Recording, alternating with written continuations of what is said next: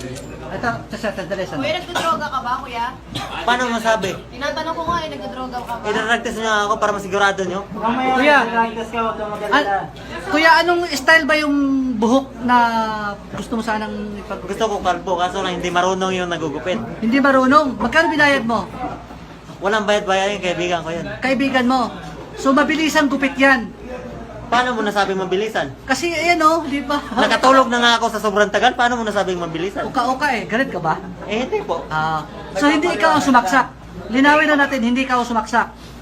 Eh, paano ko naman aminin yun? So, nagsinungaling ka na hindi ka ikaw. Nagsinungaling ako na ako yung sumaksak dahil nasasaktan na po ako eh. Tingnan mo.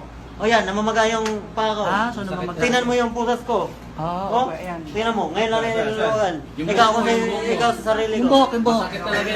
Yuko ka. Yung buhok, ayan, di pa tapos. So, ayun o, sugat-sugat pa. Yung upa, patingin nga, kuya, patingin mo. So, Hindi pa tapos. yun o, hindi pa tapos yung buhok o. Bumata ka ba, kuya? Gumamit ka? Gumamit? Oo. Bakit mo ba ang tanungin? Dapat drug test mo na lang ako para masiguro mo. Mamaya ita-drug test ka. Ito ang dalala. Hindi mo na makikita sa sariling pangangatawan ng tao, sa mukha ng tao. Oo.